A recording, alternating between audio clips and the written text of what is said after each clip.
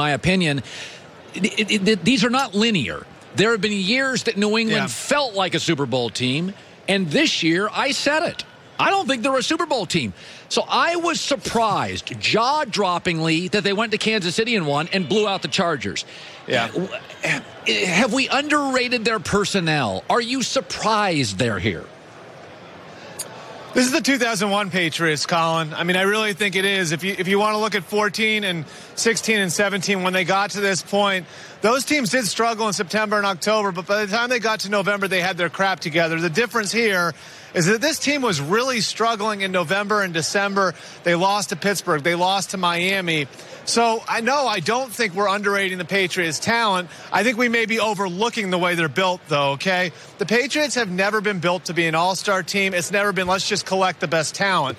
They've always been built to combat whatever is in the league at that time. And I think that makes them a little unique. And I think you look at the roster right now, and you can absolutely see it. They've invested in the defensive backfield to do what? To deal with high-powered passing games. On offense, you know what? You're going to go out and you're going to put 245-pound defensive ends and 220-pound linebackers on the field to cover. We're going to put a fullback in the game. We're going to draft a 230-pound kid in Sony Michel in the first round, and we're going to put them behind a massive offensive line. And so I think the one thing that we overlook, we don't underrate the talent, the one thing that we overlook is the way that Bill and Nick Caserio build this team is not about collecting stars. It's about building a team to combat whatever's going on in the league at that given time. People have made this into Belichick McVay. I think it's more Josh McDaniels against Wade Phillips. Bill has a history of beating guys, Rex Ryan, Mike Tomlin, who sort of do what they do, and everybody knows it. Mm-hmm. Wade is I do what I do, and you kind of know what I do. Historically, Belichick and McDaniels dice those guys up. I think Wade's a big storyline here. Your thoughts? Yep. I'd have agreed with that 3, 4, 5 years ago. Something changed in Denver. When Wade Phillips got to Denver, the Broncos played the Patriots tougher than any Wade Phillips defense has played the Patriots before. 24, 16, 18 points the 3 times they played them. They won 2 of those 3 games. And so Wade figured something out. I think a piece of it, at least a piece of this, and I've talked to Wade about this in the past. Denver was the first time that he had a couple of blue-chip pass rushers and a couple of blue-chip cover guys. It's always been his ideal. In Denver, it was DeMarcus Ware and Von Miller up front, and then Aqib Talib and Chris Harris on the back end. And now he's got that again in Los Angeles with Aaron Donald and Ndamukong Suh up front and Marcus Peters and Talib on the back end. And so maybe this is just a matter of finally having the sorts of blue-chip players that he's always idealized in his defense. I'm just telling you, something changed when he got to Denver. He's played the Patriots a lot tougher than he did previous to that. I want to go back to Gronk, and Joy and I were talking about this. I don't think he's a Patriot next year because I think it's time. I think they'll draft a tight end. It's a good class. They got 12 picks. I think they'll draft a quarterback. I think they'll get a tight end. I think Bill loves linebackers and defensive backs. They got a lot of draft picks.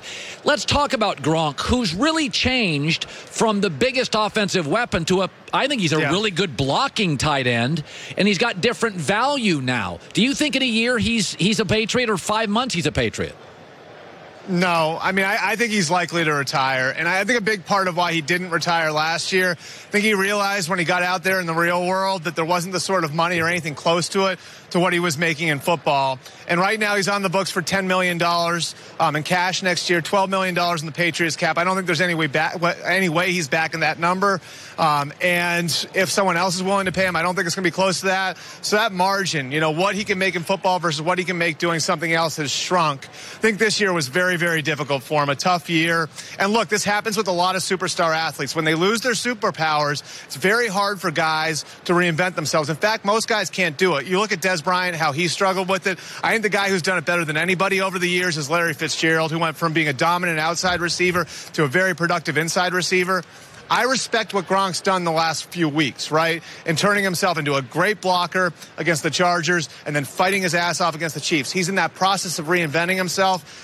It's just the last couple of years, Colin, have been very, very difficult. And I think mentally he may have already started to attach himself in the game. And you heard it last night.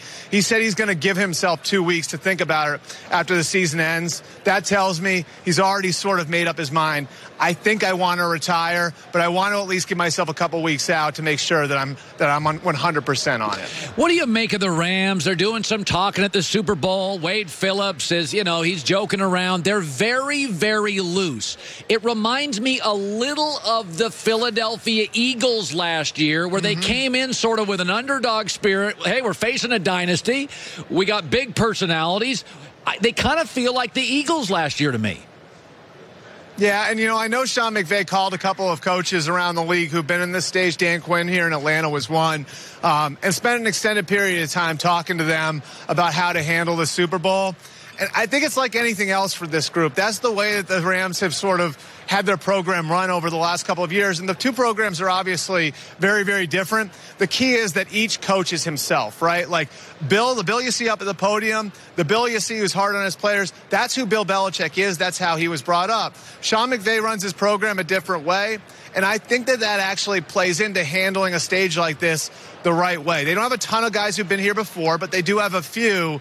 And I think there's a general looseness to this team that helped them last week in New Orleans when they were down 13-0 in that environment. And I think it's going to help them again this week. I kind of think Sean McVay's 5-1 in shootouts. I think the Rams are equipped. Yeah. They're equipped to be in shootouts. They're very comfortable in shootouts.